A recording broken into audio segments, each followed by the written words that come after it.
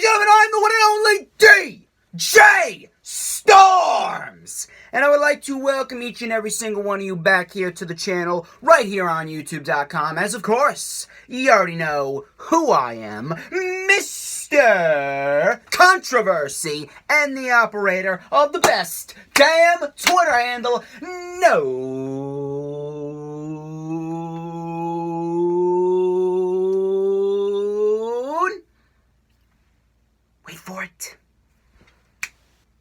Wait for it. To mankind. This is the Lightning Flash update for August 30th, 2019, as we sit just 24 hours away from NXT UK TakeOver Cardiff and AEW's All Out. A huge weekend for professional wrestling fans. I'm here to provide you with all the latest news, rumors, reports, and updates in the world of professional wrestling right now, as per usual every single Friday. I have a lot to talk about concerning the weekly shows. There was a lot that happened on the weekly shows this week, as well as a lot of news that I missed. I missed a lot of news in the past week. The last Lightning Flash update was, I believe, on Friday the 16th, if I'm not mistaken. And I missed a lot of news over the course of the past 2 weeks, especially over my vacation over at Long Beach Island. But I'm here to run everything back. I'm going to talk about each and every single one of the news, rumors, and reports that are really hot in the wrestling world right now. I got a lot of news on NXT. I will discuss my thoughts and feelings on NXT moving to USA, and plenty more. So stick around till the end if you want to hear my thoughts on NXT moving to USA, and of course, all the news, rumors, and reports as per usual here in the Lightning Flash update. But of course, we're starting this week off on the Lightning Flash update with the weekly show reviews. I don't really know what else I could say about Monday Night Raw. This was pretty much just a 2 to 3 highlight show. Outside of the 2 King of the Ring matches and Cedric and Cesaro later on in the match, which was very good, actually, for what it was, the show was a waste of 3 hours. Same old, boring, generic shit that we usually see every single Monday for Monday Night Raw, and the only reason why I'm even watching it is so that way I can take my notes, I can press record, and I can talk about it for you guys as the subscriber count and the view count continues to go up. Sasha kicked off the show, says that all the glory belongs to her, and she deserves all the glory. She was talking about how she was gone for 4 months, talking about how she's always been the best in the women's division, talks about how she went away because she was put in a meaningless tag team match at WrestleMania and defending titles that she cared about even less, further burying the women's tag team titles, not that anyone cares, though. Saying that she's always been the standard bearer for the division. Natalya came out, she attacked Sasha, then we had a big brawl. I don't want to say it was a bad promo, but I feel as though they could have done so much more with it. I feel as though they told Sasha to tone it down a bit. I'm not sure if Vince or Heyman was behind this, but this really didn't have that much energy behind it. It's almost like Sasha Banks was talking in such a cool, calm manner that there was no intensity behind it. And that's one of the main things when it comes to promos, not just in the ring, but when it comes to promos, intensity is important. Intensity is vital. And there was pretty much no intensity behind the Sasha Banks promo. I don't know what else I could say about that, but you know, it really wasn't all that hot to start off the show. We had a first round King of the Ring matchup with Ricochet and Drew McIntyre. This match was fucking great. This was great. I think this went about 13, 14 minutes. These guys put each and every single ounce of effort into this match. I could watch these two fight all night long. I would much rather have seen these two fight for 3 fucking hours than watched whatever else we got on Monday Night Raw. Ricochet and Drew McIntyre, they went back and forth to start off this match. Ricochet was able to come back with the step-up backflip over McIntyre and then the enziguri. I believe we had a Fosby flop over the top.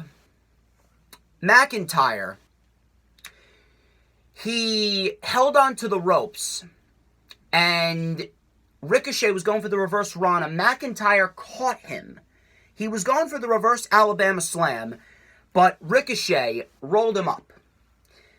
McIntyre was able to kick out. McIntyre went for the Claymore. Ricochet caught him with a super kick. McIntyre caught him with a huge lariat, turning him inside out, lifted him up from the ground, deadlifting him into a powerbomb, and Ricochet still kicked out. Ricochet was able to hit the recoil, that codebreaker-like maneuver, went up to the top rope, hit the 630. Ricochet is moving on to face Samoa Joe. And you know something? I would have Ricochet go all the way. I really would. And I'm going to explain when I get to the news, rumors, and reports section of the Lightning Flash update. But great match. I could have watched these two fight all night long rather than what we got. Braun then issued a challenge to Rollins for Clash of Champions, in which Rollins accepted. Where's my pillow? Where's my pillow? Where's my blanket? So I can fall asleep about a half hour earlier before the show actually ends on September 15th. Baron Corbin versus The Miz. This was actually a good match. I'm not going to lie. This was actually a good match. I appreciate that they gave these two time to actually tell a story, and they actually did a fairly decent job. Baron Corbin was on the offense when they came back from commercial. The Miz was able to fire back. He was hitting those double knees in the corner. He hit the corner clothesline that he usually does. Baron Corbin was able to catch The Miz with a deep six, but The Miz was able to kick out. Miz reversed the end of days into a snap DDT, sending Corbin face first into the mat. Baron Corbin and The Miz went back and forth. Miz was able to hit the skull-crushing finale. He actually hit the skull-crushing finale when Corbin slid back into the ring, and Corbin went for his usual lariat, but Corbin kicked out. I actually thought The Miz was going to win there, but Corbin actually kicked out. Corbin was able to fire back, hit the end of days on The Miz, and Corbin wins. Good match, I'm not going to lie. It was crisp, it was solid. There was no botches. It wasn't boring, so to speak. And Baron Corbin is moving on to face Cedric Alexander in the quarterfinals. I didn't really care who won this match. I don't hate Baron Corbin. I really don't hate Baron Corbin. I just don't like the fact that they've been pushing Baron Corbin into a position in which nobody wants to see him in, when the character that they have him portraying right now is dead as dead can be. So, if Corbin goes to the quarterfinals, I don't care, but Corbin cannot beat Cedric. Cedric must beat Corbin. I cannot stress that enough. Corbin, as King of the Ring, would be probably, yet again, one of the worst decisions WWE's made. Probably the worst decision WWE's made since they gave Lesnar the Money in the Bank briefcase. Just pointing that out there. Next week, we got the return of Rey Mysterio. They could possibly start instituting his son Dominic into this ongoing storyline with Rey Mysterio. Interested to see how that plays out. Bayley versus Nikki Cross. This was 5 minutes of absolute nothing. I had my head buried in my phone the entire time this match was going on. All I know is that Bayley won with the Macho Man elbow drop, and that was pretty much it. I don't even know why this match was taking place. They put two champions in the ring where one of your champions is ultimately going to take a loss. Yes, I understand that the women's tag team titles are just about as worthless as the acorns on the ground outside that the squirrels are going to stock away for the winter in a few months. But at the end of the day, they're still titles, no matter how worthless they are. I've said it before. 2019 has been the year in which I've seen champions lose the most in my entire time of watching WWE. I don't know what WWE's obsession is this year with having champions lose so many times. I don't get it. I mean, I don't mind champions losing, but it needs to happen every once in a while because it seems as though everyone's getting a win over a champion every single week on WWE television. It's not special. And then don't even get me started on what happened with the Tag Team Turmoil. Tag Team Turmoil started off with the Viking Raiders defeating the B Team. The OC then came out, and they brawled to a double DQ. And, look, I want to say that they were trying to keep them strong because the Viking Raiders haven't been pinned, and the OC is not just going to be inserted into a rematch. They want to keep the OC looking strong, but at the end of the day, if they really wanted to keep them looking strong, I don't think they would have put them in this match to begin with. And then you had Bobby Roode, Dolph Ziggler, go all the way. Bobby Roode and Dolph Ziggler went all the way. They defeated 4 legitimate tag teams in the Lucha House Party, The Revival, Kurt Hawkins and Zack Ryder, and Heavy Machinery. They are going on to face off against Seth Rollins and Braun Strowman for the Raw Tag Team titles at Clash of Champions. Why is the team of Bobby Roode and Dolph Ziggler getting a title opportunity at Clash of Champions? It's quite simple. It's quite simple, and I'm going to explain it for you. What is the first thing that comes to your mind when you think of Bobby Roode or Robert Roode and Dolph Ziggler? Robert Roode and Dolph Ziggler. What is the first thing that comes to mind? There's a lot of things that come to mind for me, but the first word that comes to my mind when I think of Robert Roode and Dolph Ziggler is mistreatment. Mistreatment. You take a look at Robert Roode when he was in NXT, and he was the best heel in the entire company, probably the best heel in all professional wrestling at that time.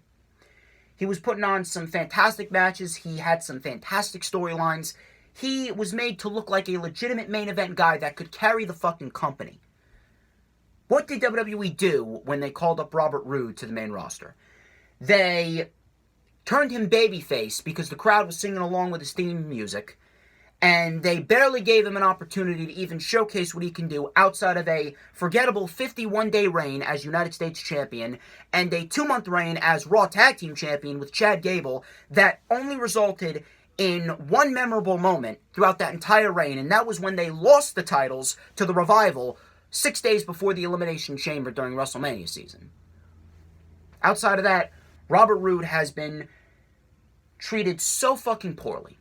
Just like every other call-up from NXT. Not named The Shield, Kevin Owens, Alexa Bliss, and Charlotte Flair. Dolph Ziggler, I don't even need to explain to you about Dolph Ziggler.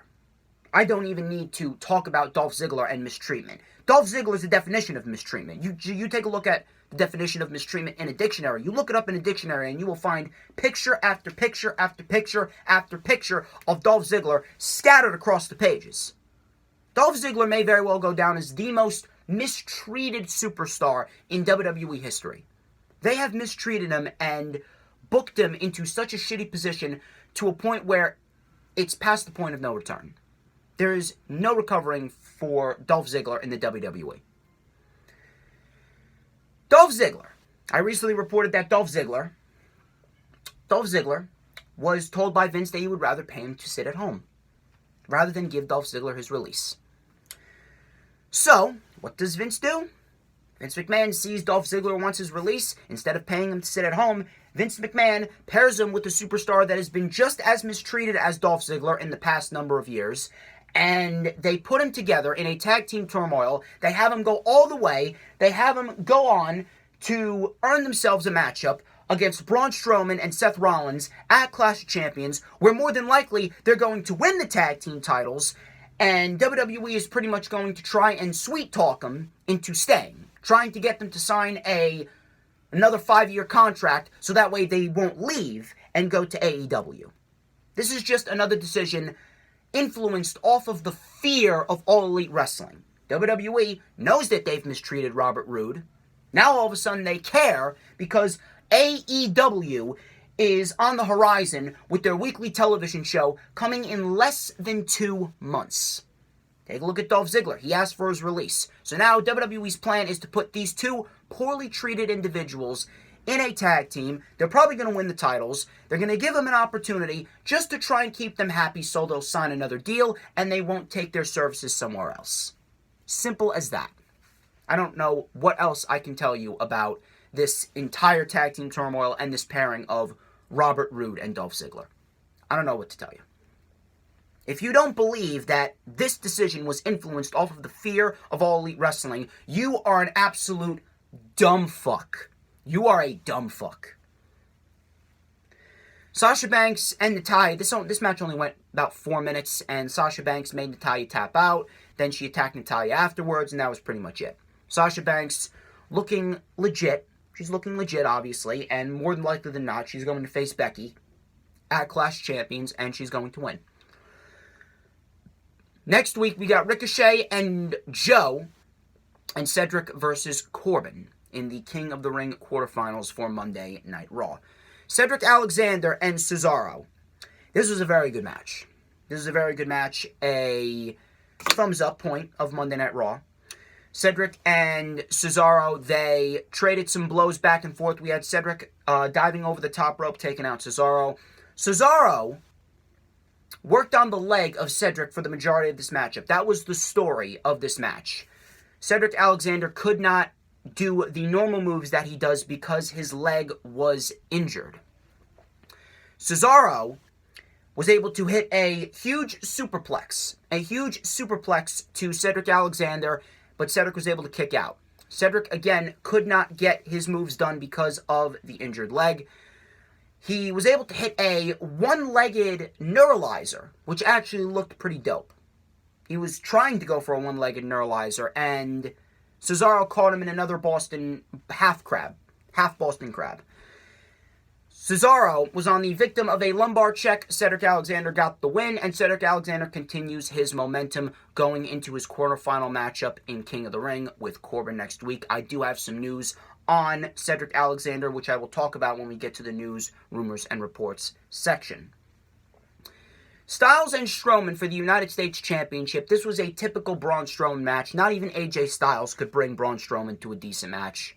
Styles retained the United States title via DQ. The OC attacked. Strowman smashed them with chairs. The ref came back in the ring, saw Styles down.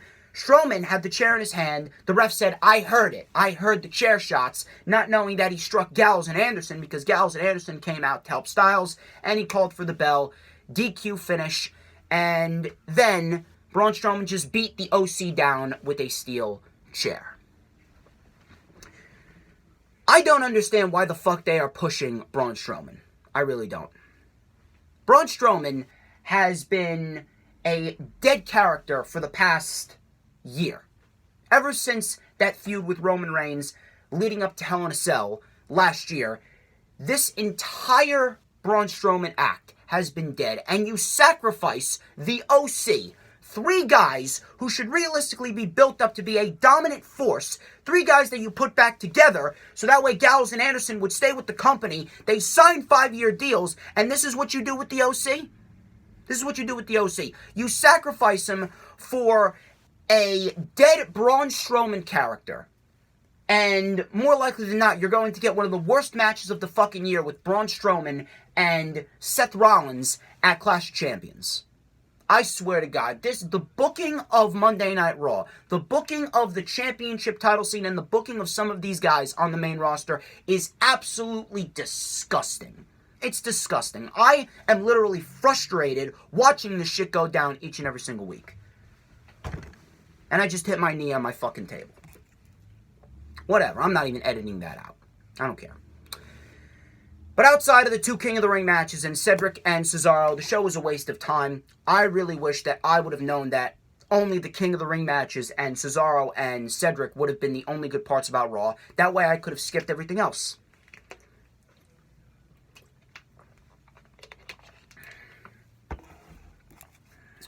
I'm busy enough as it is. I don't need the added stress of a shit Monday Night Raw on my mind. SmackDown, it was better than Monday Night Raw, but it really wasn't all that special either. SmackDown really wasn't all that special either. We had a decent promo to kick off SmackDown Live with Kofi Kingston saying that Randy Orton made this personal, and when you bring his family into the mix, he doesn't play around. Orton came on the Titantron. He was saying stupid, stupid, stupid over and over again. Orton then read a letter. And ironically enough, it was from Kofi Kingston's son, Kai. Orton says, "You know, I'm staying in the same hotel room as your family. Maybe I'll pay him a visit." The prick character that is heel Randy Orton is unbelievably great. It's unbelievably great. And don't get me wrong, this is not nearly as good as the heel character Orton was playing back in 2009, but this heel Orton, it's one of the best things about the main roster right now. Heel Randy Orton, when it comes to his promos, heel Randy Orton is fucking great at what he does. I love it.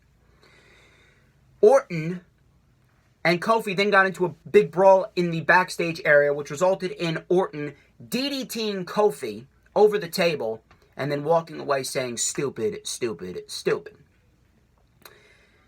Big E then walked out of the trainer's room and said that Randy Orton and Big E are going to have a match later on that night. We then went into a great fucking matchup with Ali and Buddy Murphy. Ali. Now, we all know how good Ali is, but a lot of people were thinking that Buddy Murphy was going to come out victorious.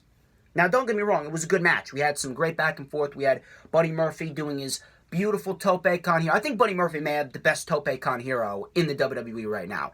The height that he gets, I think it's a contest between him and Montez Ford to see who has the best tope con hero. I haven't made my decision yet, but Buddy Murphy's up there. He's up there. They went back and forth. We had Ali hitting the reverse Rana on Buddy Murphy. Buddy Murphy was able to kick out. Buddy Murphy was on the receiving end of a DDT, a satellite DDT from Ali when he was tied up in the ropes. Buddy Murphy's head was spiked into the mat. Every single time Buddy Murphy takes a head move, my God, he sells the shit out of it. He sells the fucking shit out of it. Then Ali went up to the top, hit the 450, and Ali actually defeated Buddy Murphy to advance to face off against Elias. You know something? I would be a little bit curious and a little bit frustrated that Buddy Murphy lost considering the role that he's been on, but there's a part of me that was thinking at this time, Buddy Murphy could very well be Intercontinental Champion. Maybe they have bigger plans for Murphy. Maybe Ali is going to go to the semifinals and lose to Andrade. And to be quite honest, I wouldn't mind it because they haven't really done too much with Ali. I would have no problem with Ali going forth and making his way to the finals. He could lose to Andrade and he could very well get put in an Intercontinental title feud down the line. Maybe we can have Ali and Buddy Murphy for the Intercontinental title going into WrestleMania. I don't know. But Buddy Murphy would be the perfect candidate to take the title off of Shinsuke Nakamura, possibly on the debut episode of SmackDown on Fox, or at Hell in a Cell. Whichever way you want to go there. That's what I was thinking at that time, but then we had The Miz coming out and cutting a promo, challenging Shinsuke Nakamura for the Intercontinental title at Clash of Champions. Sammy comes out, says The Miz doesn't have any respect. Miz was about to walk down there and beat some respect into Sammy. Nakamura then attacked The Miz. So I'm assuming we are getting Nakamura and The Miz at Clash of Champions. Now, don't get me wrong. I mean, I really don't have a problem with this match. You know, it could very well be a decent match. But at the end of the day, I just can't help but think that WWE has an agenda behind this. The Miz challenged Shinsuke Nakamura for the Intercontinental title, and more likely than not, The Miz is going to face off against Shinsuke Nakamura at Clash of Champions. Miz would be a good interim challenger to have Shinsuke Nakamura beat, and then move on to Buddy Murphy, and Buddy Murphy will eventually take the title off of Nakamura. That would make the most sense, but there's a little glaring statistic that sticks out here. Shinsuke Nakamura is the Intercontinental Champion right now. The Miz is an 8-time Intercontinental Champion. The record for the most Intercontinental title wins is held by the same man that's ironically competing for the All Elite Wrestling World Heavyweight Championship in just 24 hours in the Sears Center in Chicago. And that man is Chris Jericho. WWE has made plenty of decisions regarding championships out of pettiness.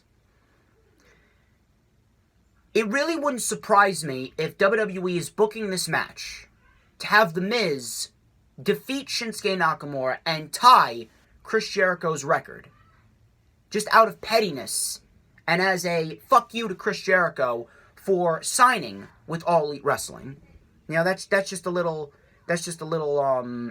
Maybe it's just a little thing going off in my mind, a little light bulb going off in my head. Maybe I'm jumping the gun. Maybe I'm jumping to conclusions, but that's just the little vibe I'm getting off from this entire segment and the eventual announcement of Nakamura and The Miz at Clash of Champions. I don't want to believe it, but that's how this is coming off. Because The Miz hasn't done anything to earn an Intercontinental title match. Why would you be pushing The Miz and Nakamura if you're not going to have a solid plan behind it? Then again, this is the WWE, but at the end of the day, putting The Miz in an Intercontinental title match just to have The Miz tie Chris Jericho's record and possibly break Chris Jericho's record down the line out of pettiness for Chris Jericho going to All Elite Wrestling, it's not something that WWE wouldn't do. You can't put that past WWE. I don't know. We had Bayley and Lacey Evans, and my God, if you needed any more reason to the statement that Lacey Evans cannot wrestle and Lacey Evans cannot lead a match to save her life, just take a look at this match. Bayley was literally carrying Lacey Evans through this match like a fucking baby.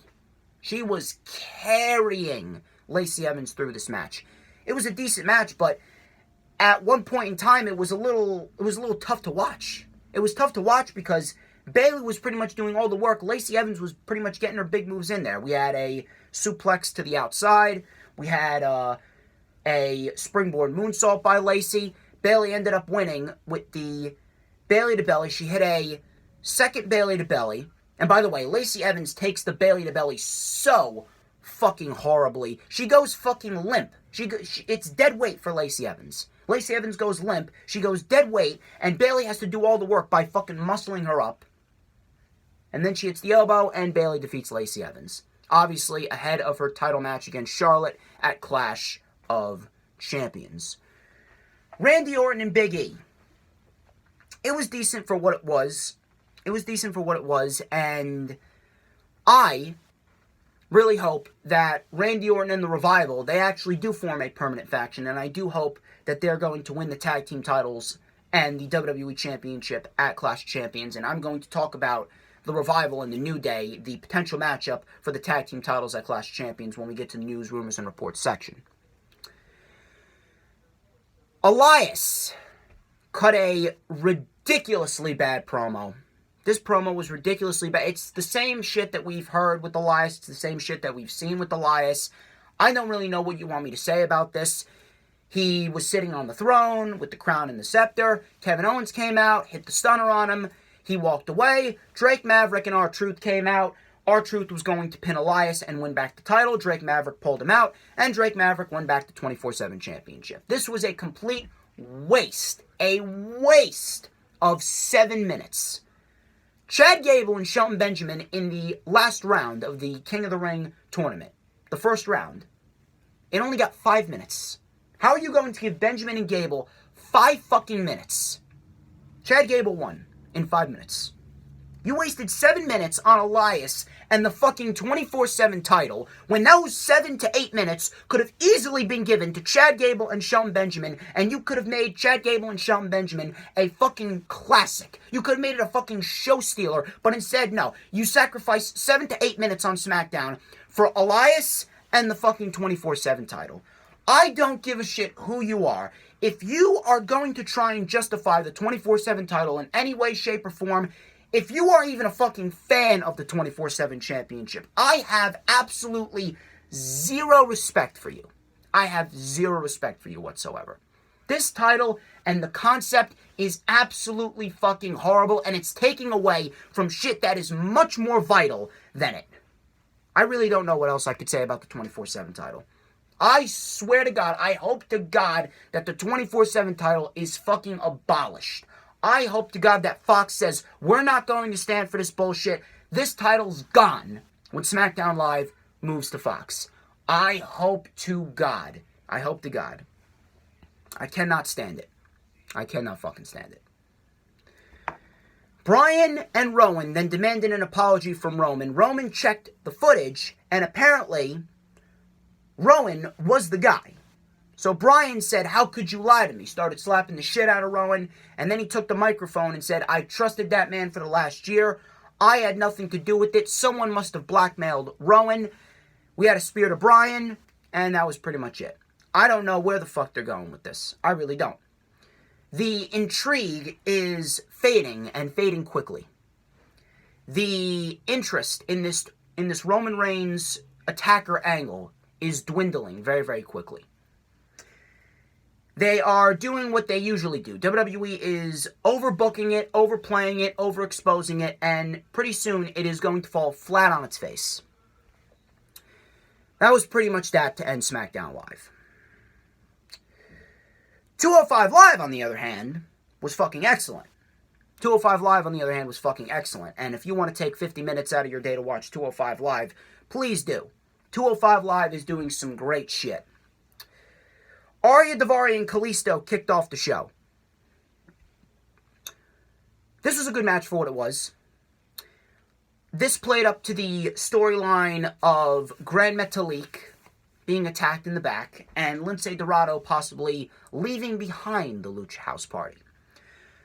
One thing I want to say about Arya Daivari, I love the full Nelson transition into the reverse DDT that Arya Daivari does. I feel as though it's very impactful, it's very swift. It's a nice touch to Arya Daivari. Because Arya Daivari, he doesn't need to do these flashy, flippy moves. He just needs intensity. And Arya Daivari brings a lot of intensity into the Cruiserweight division. I gotta give him credit there. Kalisto ended up firing back. He hit a huge suicide dive to the outside. We had Kalisto back in the ring. And Kalisto was on the receiving end of a hammerlock lariat. The Persian twist, I believe that Nigel McGuinness calls it. It was called the Persian twist. And Kalisto ended up falling to Arya Daivari. There was actually a moment where Kalisto had Arya Daivari on the apron. Before the match ended, he had Arya Daivari on the apron, and he did a Hurricane Rana to Arya Daivari, sending him crashing to the floor. That was a nice spot. He threw him back in the ring and hit a beautiful 450 splash. Kalisto's 450 splash is great. I just want to say that right now. Kalisto is a very underrated competitor. Arya Daivari ended up kicking out. Then he hit the Persian twist. Arya Daivari, he won, and then he proceeded to attack Kalisto afterwards. The Lucha House Party came out. Daivari held off Lince Dorado, and he just said, "You don't need these guys. Listen, I'm just trying to help you. You don't need these guys. You can be the breakout star of this entire trio. Think about it, Lince. Think about it."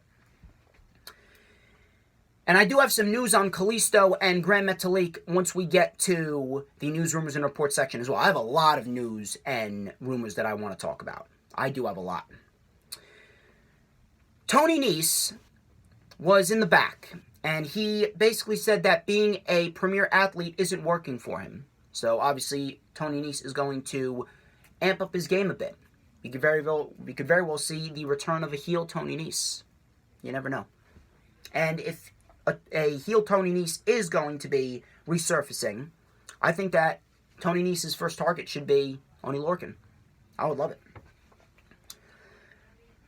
Main event. Humberto Carrillo versus Oney Lorcan. This match was fucking great. This match, I'm telling you, if you want to take some time out of your day, if you just want to take 15 to 20 minutes out of your day, that's it. You don't have to watch all of 205 Live, but just watch this match. 205 Live, every single week, they fucking deliver with their main events. And you know something? Good for Humberto. Humberto got the win here in a great fucking match. We had Humberto and Oney trading shots back and forth. We had Humberto hitting the drop kick to Oney Lorcan on the apron. We had the Fosby flop over the top rope. Oney Lorcan was able to fire back. He did a huge cannonball plancha off of the LED post to the outside on Humberto. Oney Lorcan and Humberto were trading shots back into the ring. Oney Lorcan had Humberto up on the top rope.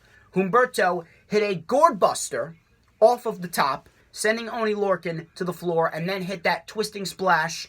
Humberto Carrillo gets the win. It is Humberto and Gulak at Clash of Champions Well deserved for Humberto. It's about damn time. Humberto hasn't been pinned in 5-6 months. You gotta give this guy his due. Even if he's not gonna win, the guy is sure as hell worthy of a cruiserweight title opportunity. I'm very proud of Humberto, and I think Humberto's gonna fucking shine at Clash Champions against Drew Gulak. Great fucking episode of 205 Live. Definitely worth the watch.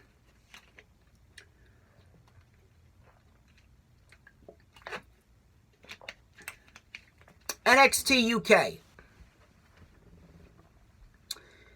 NXT UK was okay. It was pretty much a video packaged episode outside of a promo in the end with the Grizzled Young Veterans, Gallus and Webster and Andrews, and then a takeover-worthy match of Jordan Devlin and Kenny Williams.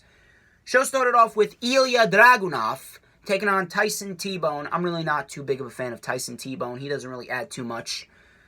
But Ilya Dragunov ended up getting the win here. He did the normal moves that he usually does. He hit the Exploder Suplex, he hit the 6-1 line, he hit the Diving Senton from the top, and Ilya Dragunov won with the Torpedo Moscow, that running headbutt. Ilya Dragunov avenges his loss to Cassius Ohno from a couple of weeks back.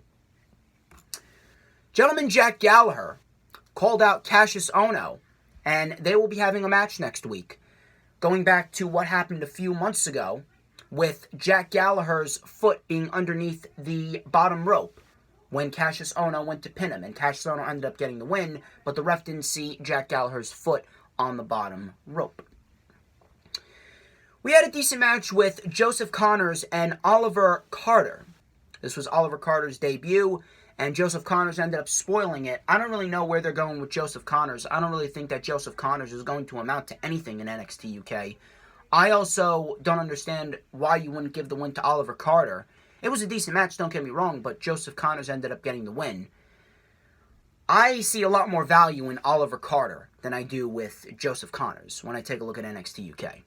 And NXT UK, don't get me wrong, it's flourishing with talent, and Oliver Carter, I think, would be a great addition to the mid-card. And like I said on the rundown for NXT UK TakeOver Cardiff, if they really want to introduce a mid-card title to NXT UK, I'm telling you, it would really help. It would really help the division. You have no idea. Joseph Connors ended up getting the win. I know that they're really not going to do anything with Joseph Connors, so I don't understand why Oliver Carter didn't get the win here. Next week, we got Rhea Ripley and Piper Niven 2. And I believe that this is going to be Rhea Ripley's swan song from NXT UK as she moves to NXT US. Clearly, after what we saw on NXT US this past Wednesday, which I will talk about. Jordan Devlin and Kenny Williams. This match was great.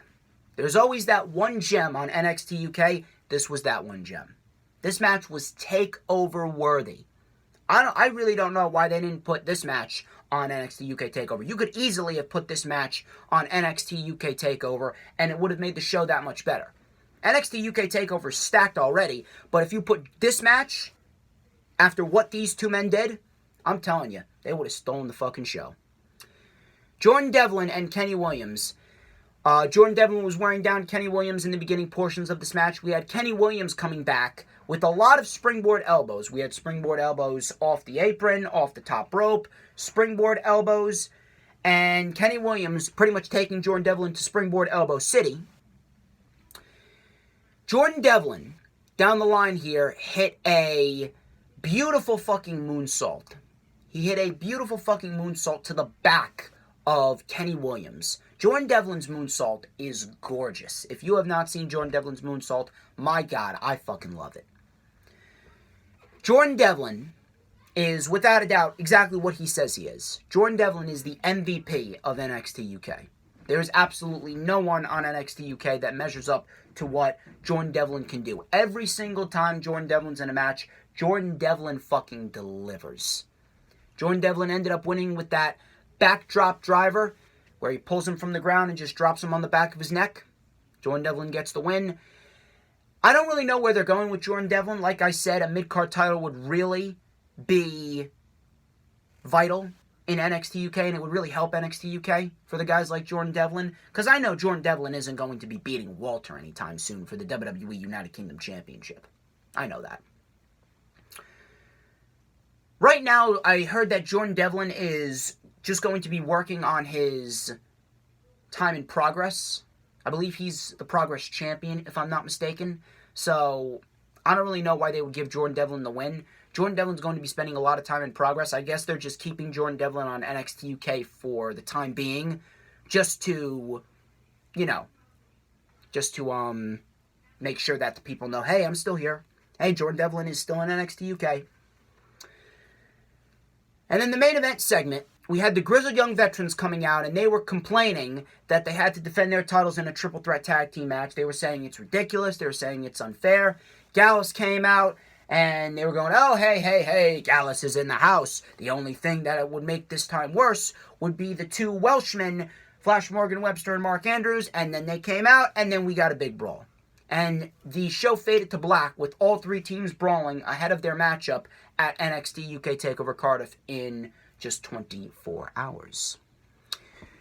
If there's one match that is going to be a fucking show stealer, you definitely have to take a look at the Grizzled Young Veterans, Gallus, and Webster and Andrews.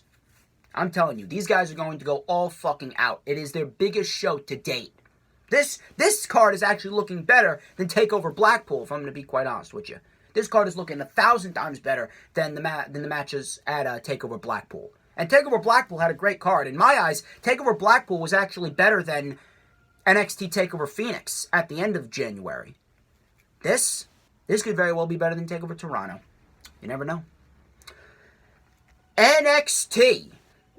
This episode of NXT was fantastic in every sense of the word. I fucking loved every minute of this episode. We had a lot of great shit on this episode. Io Shirai and Candice LeRae, they're apparently continuing their feud. And I like the fact that they are, because Candice LeRae, she never tapped out. She passed out. So Candice LeRae still has an alibi. I want Io Shirai again. I want to finish this with Io Shirai. Io Shirai ended up defeating Cammy Fields, and then Io, she went for a kendo stick to beat the shit out of Cammy Fields, and Candice LeRae attacked Io Shirai. She came out, attacked Io Shirai, started hitting her with the kendo stick, and Io Shirai hightailed it out of there.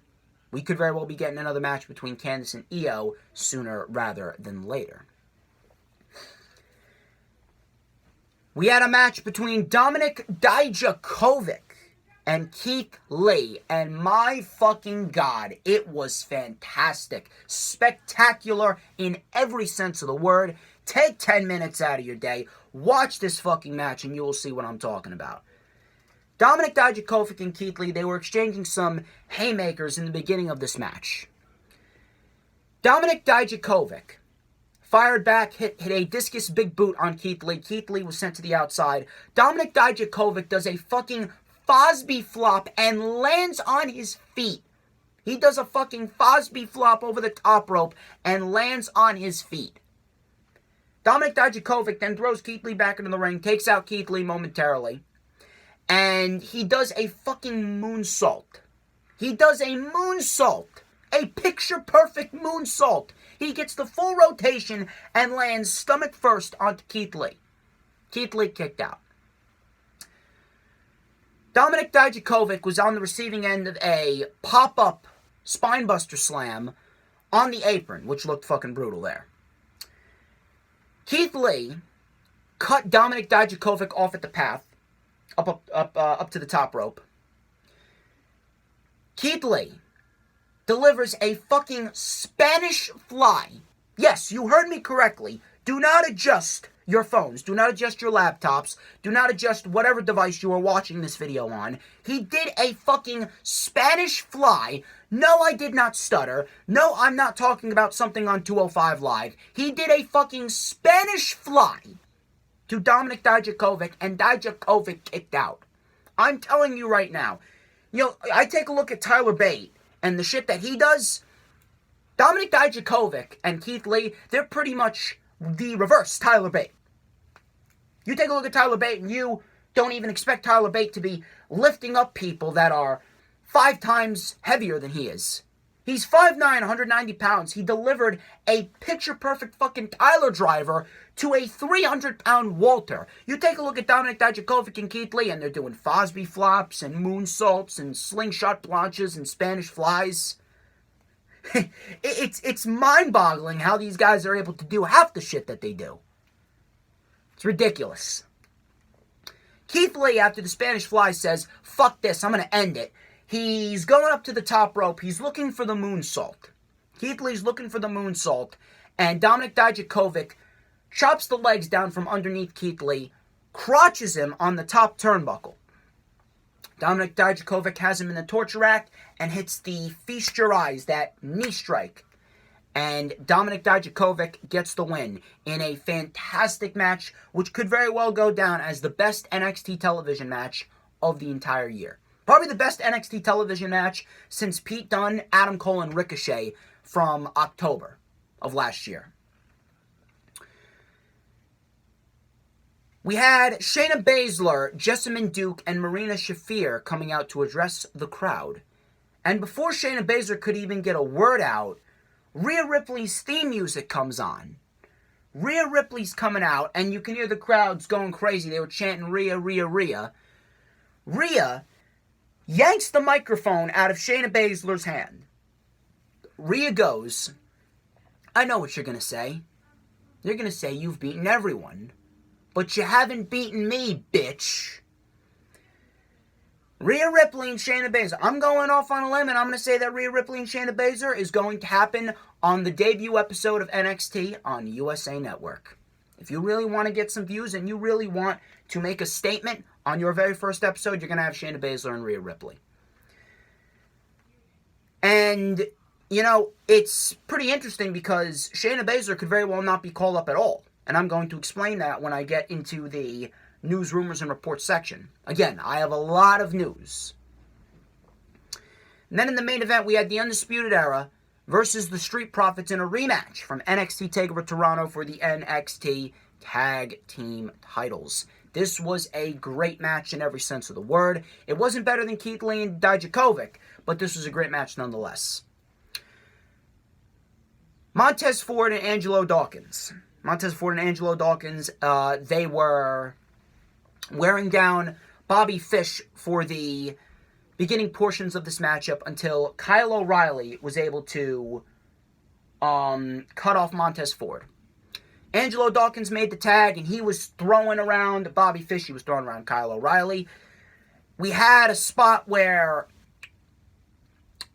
Montez Ford, and I love when Montez Ford does this. Montez Ford always impresses me when he does his Tope Con Hero. He actually overshot the Tope Con Hero. That's how far Montez Ford can go. And that's how much air Montez Ford can get on his Tope Con Heroes. He actually overshot it when he went to do the Tope Con Hero on Bobby Fish and O'Reilly.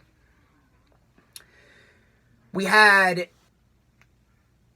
Kyle O'Reilly. He got spine-bustered.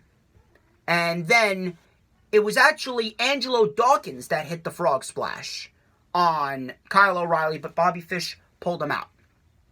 And then after that, then he hit the Tope Con Hero. Back into the ring, Kyle O'Reilly and Bobby Fish. Kyle O'Reilly was on the receiving end of a spear.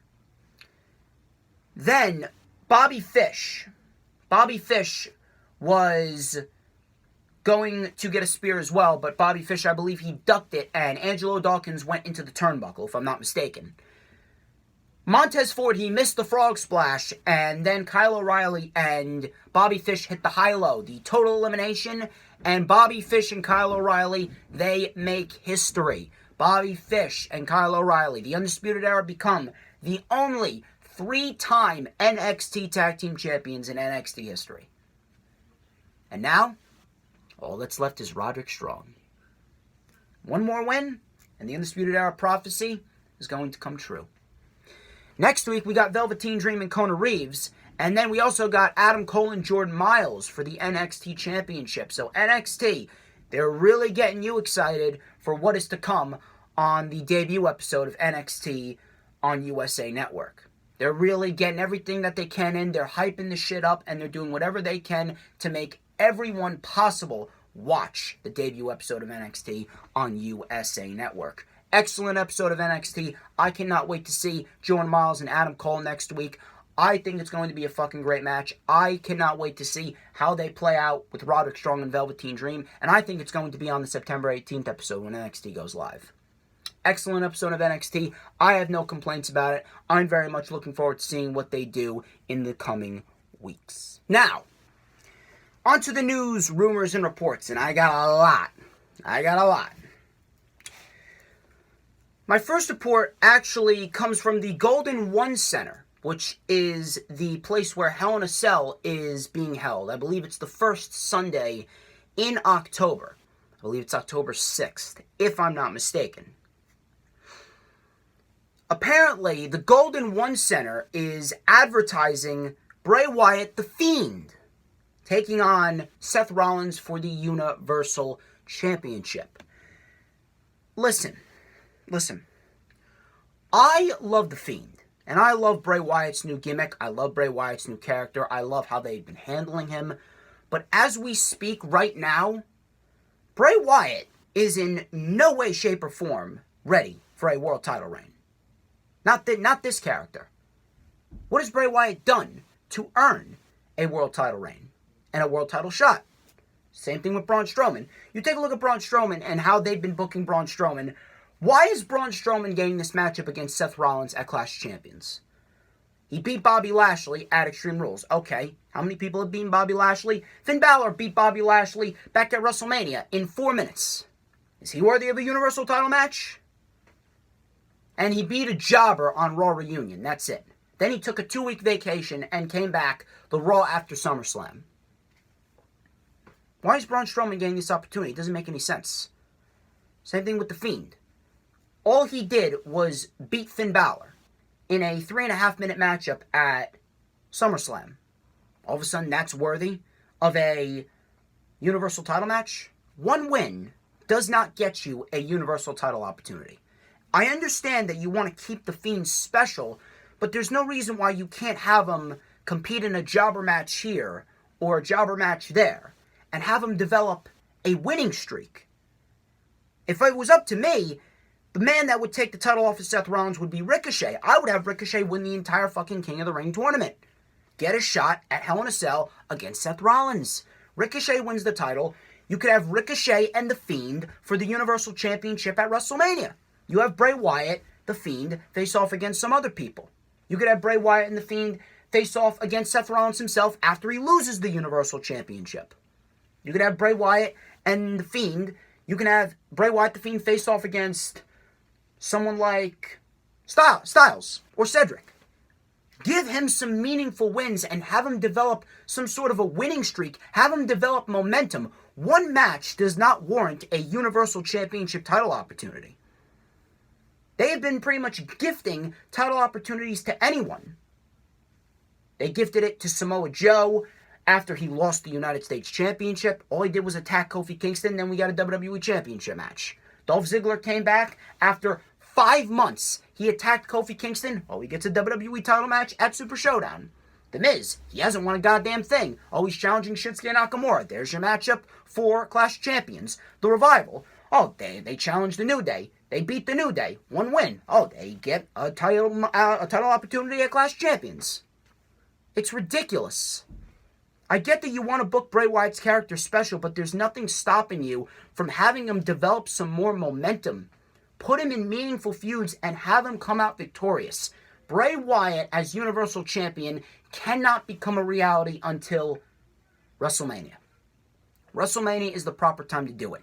Ricochet should win the entire King of the Ring tournament. He should go on to face Seth Rollins at Hell in a Cell. Ricochet should defeat Seth Rollins. Ricochet should become the Universal Champion. Ricochet should hold the title all the way until WrestleMania. You can have Ricochet versus The Fiend, and The Fiend defeats Ricochet in front of 80,000 people, and The Fiend becomes the Universal Champion. That is how you book it. This is too soon. Too soon for Bray Wyatt to become Universal Champion. I understand that his character is the best character in WWE right now. I love The Fiend. I understand that The Fiend is something that we haven't seen in a long, long time. But right now, He's not worthy of a title shot. He hasn't done anything. Again, I state, one win in a 3-minute matchup at SummerSlam does not warrant a world title match. You need to play your cards right. You need to build Bray Wyatt up. But then again, it's like I'm talking to a brick fucking wall because WWE has no sense of long-term booking. They don't know how to book things long-term. They want to get everything done now. They want to get everything done ASAP. It's a shitty mentality that WWE has. It really is. But I really don't want to see Bray Wyatt face off against Seth Rollins in Hell in a Cell. I'd rather wait till Bray Wyatt is at WrestleMania and he has a lot more momentum behind him than just one win. Moving on. Dave Meltzer of the Wrestling Observer newsletter, he reported that Paul Heyman is quote-unquote very high on Cedric Alexander. He states, and I quote, Paul Heyman is very high on Cedric. It's very clear. If you watch the TV, you can tell. As you can see, Cedric Alexander has been a part of a lot of interesting storylines and a lot of interesting matches over the course of the past few months. The little mini feud with Drew McIntyre, and now he's in the King of the Ring tournament. He's on a monumentous winning streak with victories over Zayn and Cesaro. He could very well get a win over Corbin. And you know something? Good for him. Good for him. It really warms my heart to see where Cedric is right now. And you take a look at where Cedric was in the Cruiserweight Classic. Now he's really starting to get his career on track with that Cruiserweight title reign, his run on 205 Live. Now he's on Monday Night Raw, competing in King of the Ring. And you know something? Cedric Alexander is a babyface in which WWE could really invest their time in. He's a babyface in which could really help Monday Night Raw as a whole. Cedric Alexander's so good that if you wanted to, you could put Cedric Alexander in the ring with Seth Rollins for the Universal Championship. And I guarantee you give them time, they'll deliver a 5-star fucking classic. They will. Whether Cedric wins the King of the Ring tournament or not, this is how they need to book Cedric. Cedric Alexander is the picture perfect man to take the title off of AJ Styles. Not Braun Strowman, not Seth Rollins, not Cesaro, not Rey Mysterio, not Ricochet. Cedric is the guy. Cedric Alexander is a once-in-a-lifetime underdog babyface. He's got that Daniel Bryan aspect to him. He's just like Ali. You need to capitalize on that. You look at AJ Styles and he's a great heel right now, even though he's being treated like jack shit, being sacrificed for fucking Braun Strowman. But at the end of the day, Styles is the United States champion. Styles is a great heel. You have Cedric in your grasp. You pair him with AJ Styles. You have Cedric get a win over AJ Styles. Have him win the United States Championship. You realize what that would do for Cedric? You could have a gold mine on your hands with Cedric Alexander. And I really hope that WWE capitalizes on that. I really hope that since Paul Heyman is very high on Cedric, I really hope that Paul Heyman sees what Cedric is capable of and he puts him in a matchup with AJ Styles at Hell in a Cell. Not at Clash of Champions, at Hell in a Cell. I don't really know who Styles is facing at Clash of Champions, but I don't think it's going to be Cedric. I really don't think it's going to be Cedric, because even though he's been on a winning streak right now, if Cedric is going to lose the tournament, and more likely he's not going to win. Cedric is not going to win. Right now, the winner is either going to be Andrade or Ricochet. I would love to see Cedric and AJ at Hell in a Cell. And you can have AJ Styles drop the title to Cedric. You could build up to Cedric versus a possible Nakamura or a possible Buddy Murphy at November for Survivor Series when Raw and SmackDown go face to face. Think ahead, people. Think ahead. That would really work out great if you think about it. Cedric and Buddy, they could revisit their rivalry. After the first 3 matches that they had, I wouldn't mind seeing a 4th.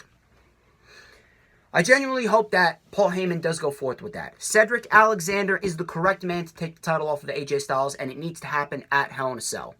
If this report is true, then what we've been getting with Cedric, it should continue going into the fall months. And I'm very happy for Cedric.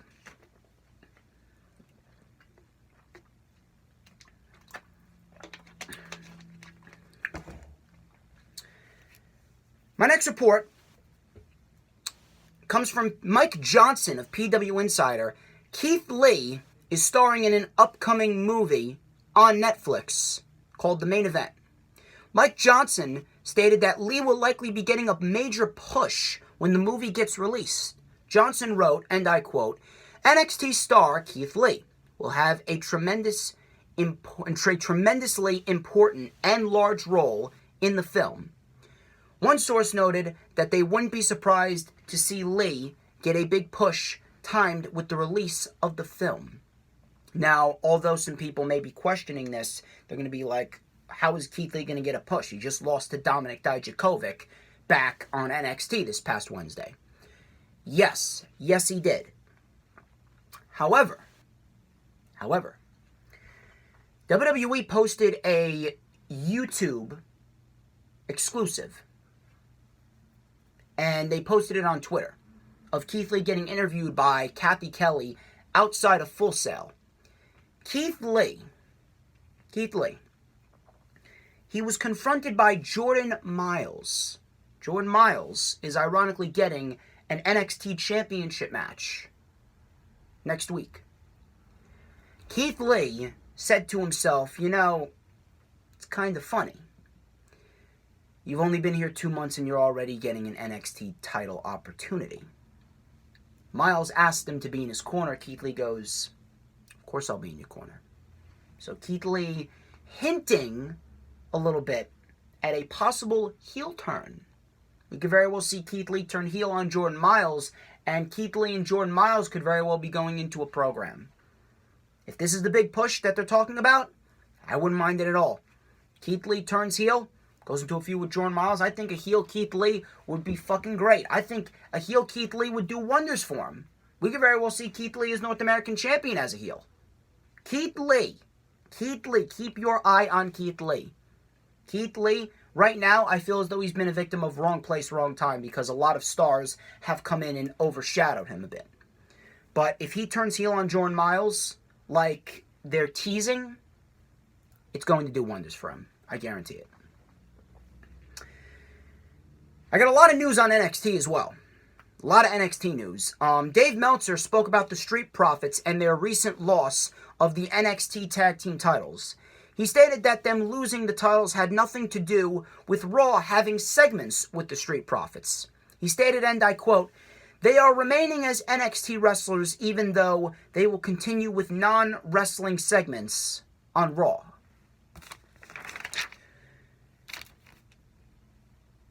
My first question here is, if you're not going to have the Street Profits on Raw, why the fuck are you showcasing them in cringy high school-like segments of them hyping up the other matches on Raw? Why did you even call them up to Monday Night Raw to travel with the rest of the superstars if you're not going to utilize them as wrestlers in the tag team division? The Street Profits, they're more than just entertaining guys. They are legitimate athletes. They are professional wrestlers. This right here is the best that Angelo Dawkins and Montez Ford has ever looked. They just lost the titles to the Undisputed Era. Everyone thinks that they're going up. I don't understand why the WWE main roster would even decide to showcase the Street Profits if you're not going to utilize them in the tag team division. Now, to a certain extent, I'm a little happy that they're not being utilized in the tag team division because of the fact that the tag team division on Monday Night Raw and SmackDown Live is fucking horrendous. They sacrificed the entire fucking tag team division for Bobby Roode, or Robert Roode, and Dolph Ziggler, just because they're unhappy, and they're trying to keep them happy so that way they won't go to All Elite Wrestling. But seriously, if you're going to call the Street Profits up to the main roster, fucking use them. Use them in a sense in which we can actually say, wow, that was great, or wow, I am very happy to see the Street Profits. These segments have gotten old and tiresome like that. They've been doing the same thing every single fucking week. In the back, at pay-per-views, cutting cringy promos on what's going on Monday Night Raw. Then they had a superstar come and interrupt them. You had Seth Rollins in there. You had Ric Flair in there. It's stupid. It's fucking stupid. Why call up the Street Profits in the middle of an NXT Championship title reign, then just put them on television in pre-taped promos that looks like as if they're two high school people trying to hype up the pep rally, the next pep rally or the next football game for their high school. I don't get it. If this was the case, then they should have never called up the Street Profits to begin with. They should have never called up the Street Profits if they're not going to utilize them. To a certain extent, I'm happy, but to a certain extent, I'm annoyed. I'm happy that they're remaining as NXT wrestlers, and I'm happy they're remaining in the tag team division based off of that the fact that they need tag teams and the fact that NXT is moving to USA. But what's the point of having them on Monday Night Raw if you're not going to utilize them in anything but promos backstage? Doesn't make any sense to me. I get annoyed by a little shit like that because it doesn't make sense. Speaking of tag teams, two men who are currently in a tag team right now have been posting cryptic tweets on social media. Kalisto and Gran Metalik have recently been posting some rather intriguing tweets. Kalisto posted on August 19th, and I quote, 10 months, ... Hashtag free agent. Gran Metalik quoted that tweet and responded with, and I quote, me too, Colonel. Now, they could be trolling us. They could very well be trolling us. We don't know. They could very well end up signing new deals in the next few years. But based on what's been going on, Kalisto and Gran Metalik could very well not give a fuck. And they could very well be out of WWE. Gran Metalik and the ship to push Gran Metalik has sailed. They put Gran Metalik in with the Lucha House Party, and he's pretty much just looked at as a tag team wrestler now. Kalisto's time has passed. He's a former NXT champion, NXT tag team champion, former two-time U.S. champion, former cruiserweight champion. He's very underrated in the ring. Gran Metalik and Kalisto, they're great at what they do, but the Lucha House Party has pretty much reached their ceiling on 205 Live, and forget about Monday Night Raw. The Lucha House Party's been treated like jack shit on Monday Night Raw, along with the rest of their tag teams. You take a look at all the tag teams on the main roster, and they've all been treated like shit. Whether they come from NXT, whether they come from 205 Live, no matter where they come from, every single tag team on the main roster has been treated like jack shit. Lucha House Party included. And with the recent storyline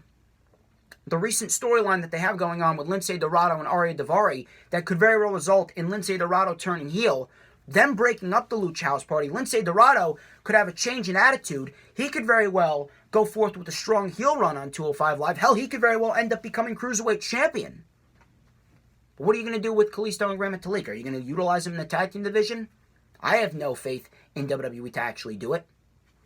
Kalisto and Gran Metalik, they know right now that this is probably the best time in professional wrestling since the days of the Attitude Era. This is the hottest period of professional wrestling in a very long time. Every superstar wants to be a part of it.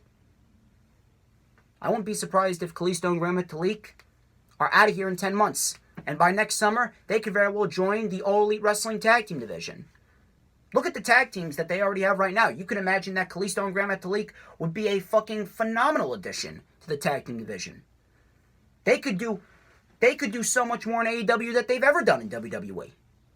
It's all because of shit booking that Kalisto and Gran Metalik are in this position. Now, they could be trolling us, but with what's been going on and the fact that this is the hottest period in pro wrestling in a few decades, I wouldn't be surprised if they leave in 10 months. And next summer, we could very well see them at All Out too, at the end of August. Continuing on with the topic of tag teams, WWE recently reached out to a tag team that reformed after they left WWE. Interestingly enough, I woke up yesterday around 10:45 a.m. And I always check my messages. I usually check my text messages. I check my Instagram messages. I check my Twitter messages. See what people are tweeting me. See what people are Instagramming me and messaging me. And I look on Twitter and I see a report from Sean Ross Sapp.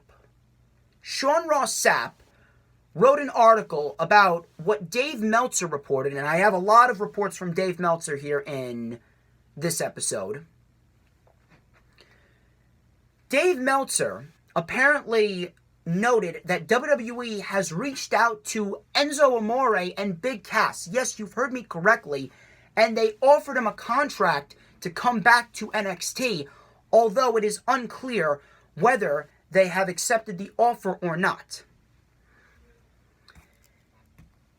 I don't even need to say it, but yet again, this is another decision influenced off of the fear of All Elite Wrestling.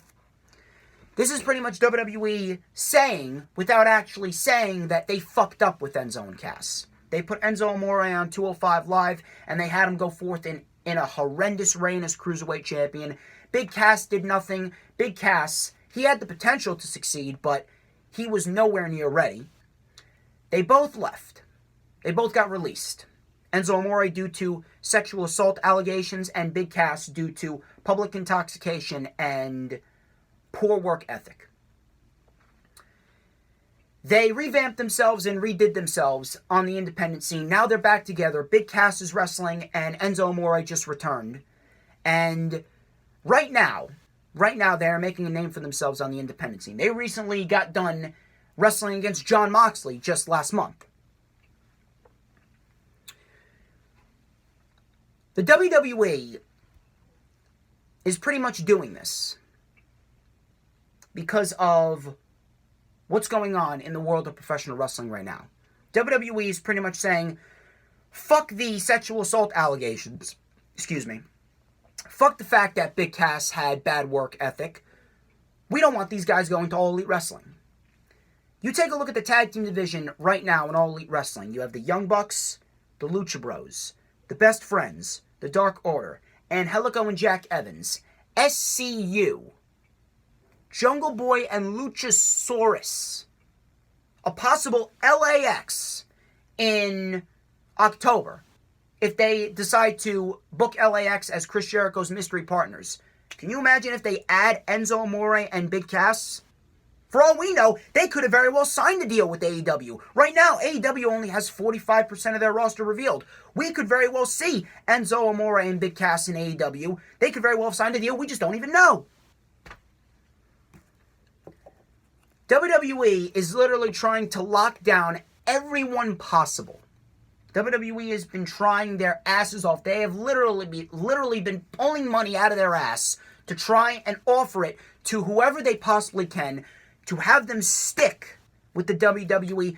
They've been trying to sign a lot of people too. Now Enzo Amore and Big Cass are among that list.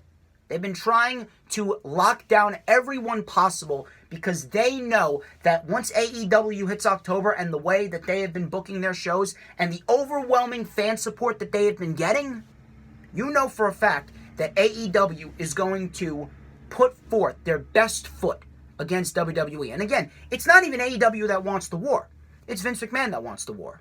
Vince McMahon's the one that moved NXT to USA on Wednesdays from 8 to 10. It's Vince McMahon that arranged UK TakeOver Cardiff and the Evolve special to take place on the same day as two AEW events. It's all Vince McMahon. WWE took the first shot at AEW. AEW is just minding their own business at this rate. WWE, I don't care. If you don't think WWE is afraid of AEW based on all of these decisions, I'll say it again. You're a dumb fuck.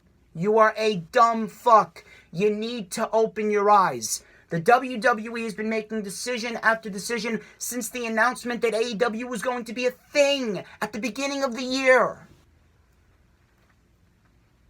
This is made based off of the fear of All Elite Wrestling. I repeat, the fear of All Elite Wrestling. It's there. It's in almost every other decision that WWE has made, this included.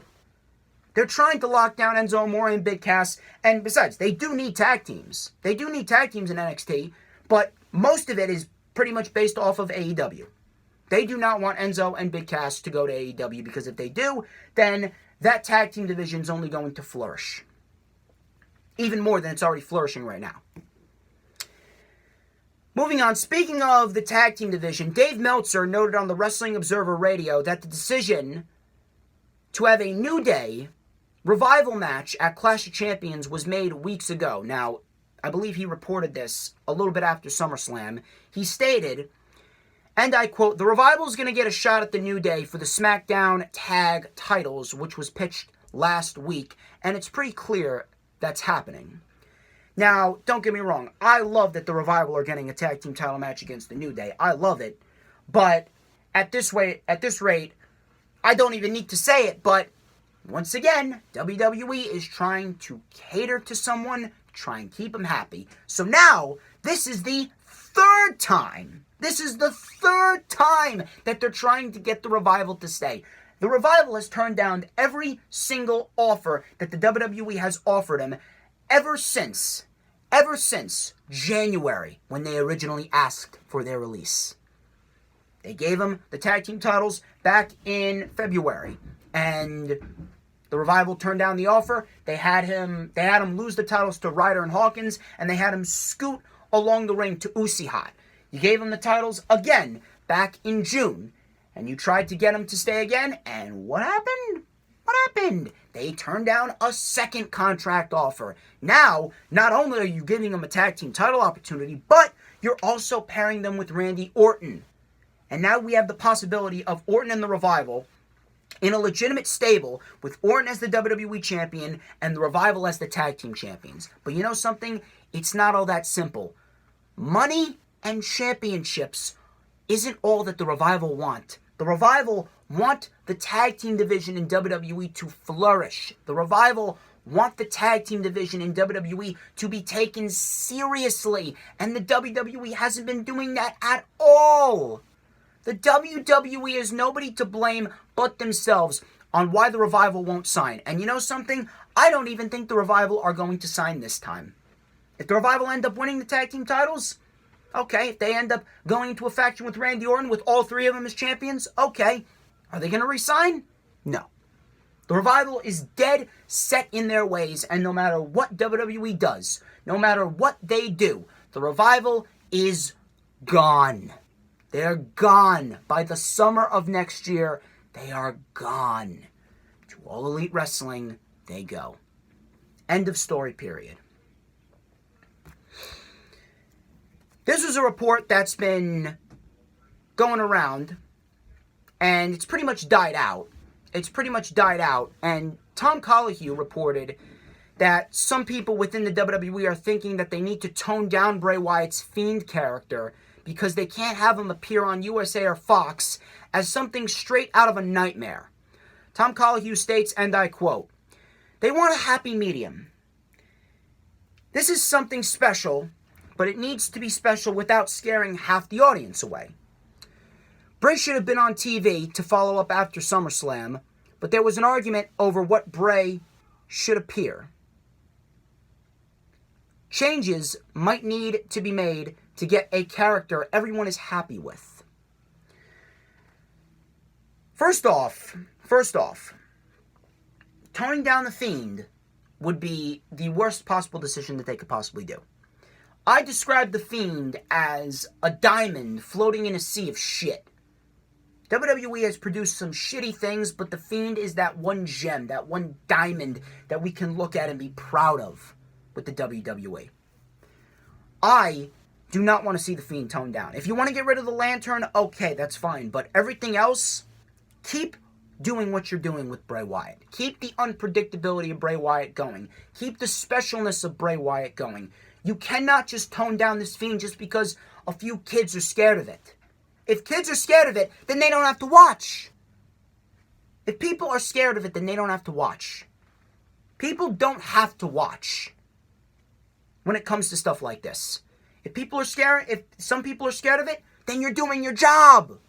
The Fiend is doing its job if people are scared of it. What are you so afraid of? You really think that people are going to stop watching and turn off the TV because of The Fiend? The Fiend is a draw. The Fiend is a draw. You cannot have The Fiend go out there and be half-ass. You can't half-ass The Fiend. You need to go full throttle. Now, apparently I heard that Bray Wyatt apparently responded to this tweet. I didn't see it.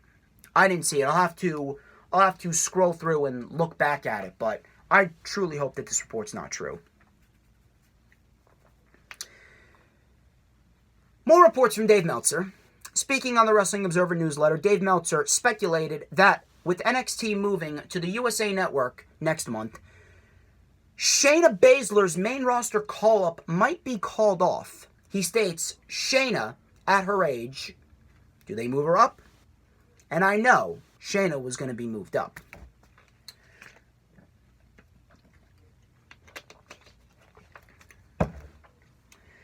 I understand what WWE's doing, and I understand why WWE doesn't want to keep or doesn't want to move Shayna Baszler up to the main roster if that's the case. Because Shayna Baszler's a staple in NXT, and Shayna Baszler's a big draw in NXT. I get that.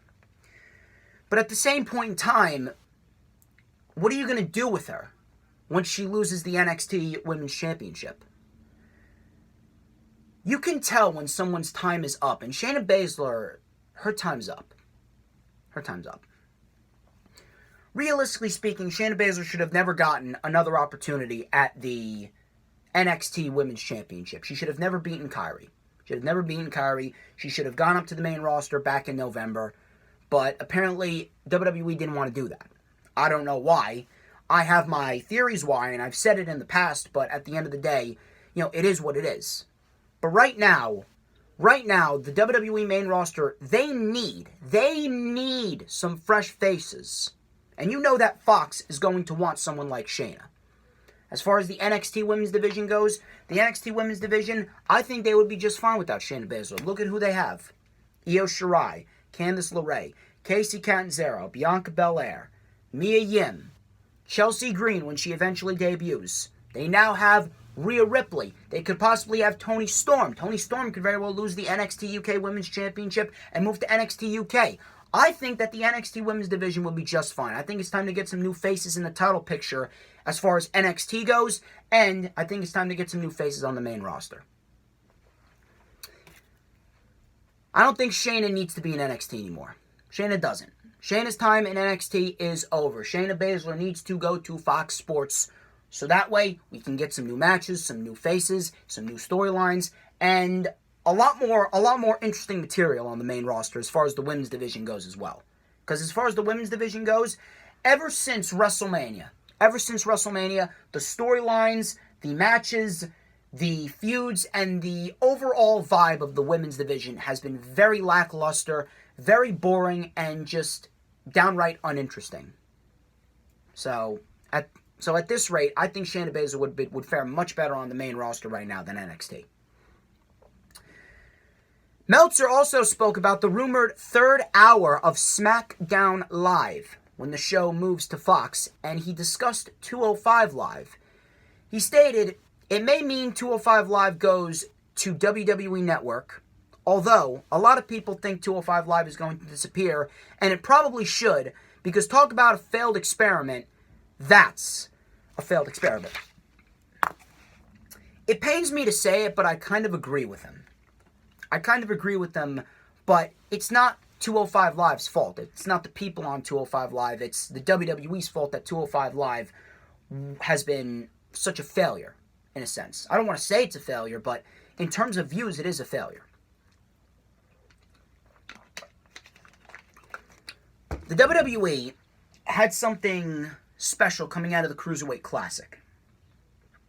The WWE had something that the audience was really invested in. And what did WWE do? They took it, they put it on the main roster, and they pretty much made it as boring and as ordinary as everything else on the main roster product. You give it to Triple H. Triple H single-handedly revived it. A lot more eyes were on 205 Live. A lot more praise started to surface for 205 Live. And 205 Live ended up putting on Match of the Year candidate after Match of the Year candidate. Just look at 205 Live this year. Look at the matches that 205 Live superstars have put on this year. The Fatal 4-Way back in the Rumble. Tony Nese and Noam Dar in that no DQ match before Elimination Chamber. Tozawa and Murphy. You had Cedric and Tony in the finals of that Cruiserweight #1 Contenders Tournament. Tony and Murphy. You had that Fatal 4-Way with Humberto, Oni, Gulak, and Tozawa. You had Oni and Gulak for the Cruiserweight title on 205 Live after SummerSlam. Hell, this past Tuesday on 205 Live, you had a great fucking match with Humberto Carrillo and Oni Lorcan. 205 Live has plenty of talent to flourish, but the problem is WWE's promotion and the fact that WWE as a whole just doesn't care about 205 Live. 205 Live, first of all, is put on in probably one of the worst time slots that you could ever put on a show as far as wrestling goes, at 10 p.m. after a 2-hour SmackDown Live on the network, when a lot of people in the arena are already tired, and a lot of people at home are already tired. Realistically, it should be moved to before SmackDown Live at 7 p.m. on the network. That way, a lot more people would watch it, a lot more people would care, a lot more people would tune in, and a lot more people would be invested in 205 Live. Like I'm invested in 205 Live. I'm invested because I'm a diehard fan and I will watch until the day I pass away. I love 205 Live, and I will willingly go out of my way to watch 205 Live, but not everyone's going to be like me. Not everyone has that passion. You need to develop something of substance that will develop passion for them. You need to help certain fans develop passion if you really want 205 Live to succeed. Some people say it should be moved to Full Sail. I wouldn't really mind that. It should be moved to Full Sail before NXT. Or it could be with NXT. You know, a lot of people have been speculating, including Tyson, shout out to him. Tyson has even speculated that NXT could very well take the Cruiserweight division. And the Cruiserweights could be put on NXT for 2 hours. 2 hours of NXT, you have 5 championships. NXT Championship, NXT North American, NXT Women's, NXT Tag Team, and the Cruiserweight. I wouldn't mind it. It would definitely put some more eyes on the Cruiserweight division. It would definitely bring a lot more praise to the Cruiserweights. And the matches on TakeOver could be 1,000 times better than we see on 205 Live, based on the crowd reaction alone. If it disappears, then so be it, but I hope they have a solid plan for the Cruiserweight division, because the Cruiserweights are way, way too talented to be wasted. I hope that they put the Cruiserweight division on NXT. That would be a perfect addition to NXT on USA. Now, NXT. This is my final topic of the day as far as the news, rumors, and reports goes. NXT has been the hottest topic of discussion in the wrestling world for the past number of weeks. With all the rumors of, and then the eventual announcement of NXT making their debut on the USA Network on September 18th of this year. We've seen report after report after report after report after report concerning NXT. Dave Meltzer and Brian Alvarez talked about how Vince McMahon is not going to be hands-off with NXT. Dave Meltzer stated that Vince McMahon chose USA over FS1 so that way he would have a better chance of quote-unquote not losing, referring to this war that Vince McMahon wants with All Elite Wrestling. Brian Alvarez ranted about the TakeOver specials possibly being changed, saying, and I quote, Vince is not going to put together a TakeOver with the intention of having the best wrestlers face each other. He's going to have the people who he thinks are the biggest stars facing each other, whether they gel in the ring or not. How many Baron Corbin matches do we have, for crying out loud? End quote. Then a report came out from Tom Colohue discussing how Vince McMahon intends to slowly step away from the WWE to run the XFL, and he's going to leave Bischoff, Heyman, and Triple H in charge of SmackDown Live, Raw, and NXT, respectively. WrestleVotes recently came out with a tweet that read, and I quote, a source states adding a 6th TakeOver event is a real possibility in 2020. All dependent on how the USA Network numbers look. The current TakeOver schedule is January, Mania weekend, June, August, and November. Makes finding a slot for a 6th TakeOver a bit difficult. I have heard so much about NXT, and I have read so many articles. I have seen report after report to a point where my brain is mentally fried. My brain is fried as far as this topic goes. I don't even know where to begin. I don't even know what to believe. I genuinely do not know what to believe anymore. I'm at a point where I can only revert back to my original motto. Seeing is believing. I'm just going to wait and see how this plays out, and I'll believe it when I see it. If TakeOver specials are going to change, I'll believe it when I see it. If Vince McMahon's going to step away, I'll believe it when I see it. I wouldn't mind the 6th TakeOver, but it's definitely going to be hard to find a time slot for it. I wouldn't mind the 6th TakeOver as long as NXT stays the same as far as quality goes with what we're getting on NXT right now when it's on the network. I can only hope that Triple H is remaining in control of NXT when they eventually move to USA Network. But again, I don't know what to believe. Again, my brain is fried. My brain is fried. My head has been going in circles over each and every single report that I read about NXT, to a point where I don't even want to sit here and talk about NXT, because I don't even know where to start. I don't even know where to end. I don't even know how to break this down. It's just so much to digest. So I'm just going to have to wait and see how it plays out. We're going to leave it at that. But ladies and gentlemen, that wraps up this edition of the Lightning Flash Update. I would like to thank each and every single one of you who tuned into this video.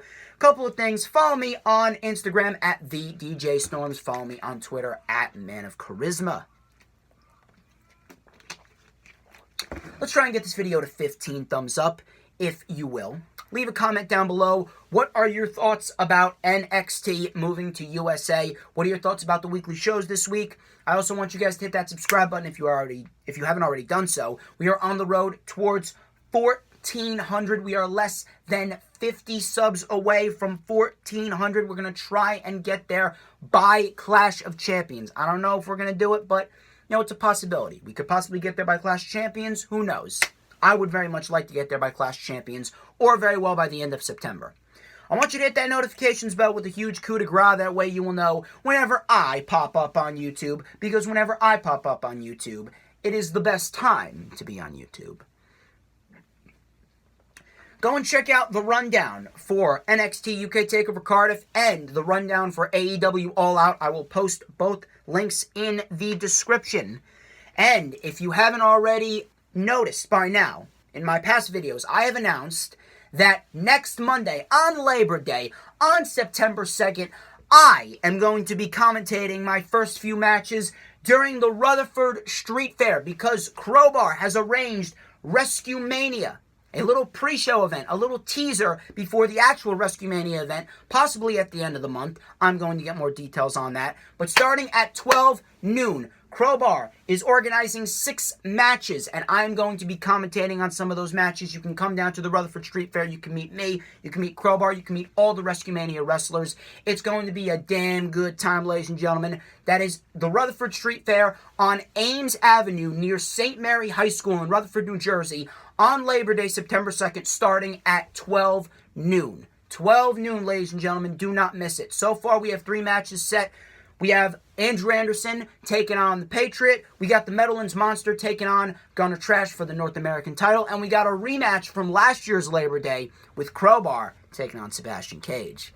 Ladies and gentlemen, I'm DJ Storms. This has been the Lightning Flash Update. I will try my best to get the rewind for NXT UK TakeOver Cardiff and the rewind for All Out up on Monday and Tuesday. Till then, you guys keep it real.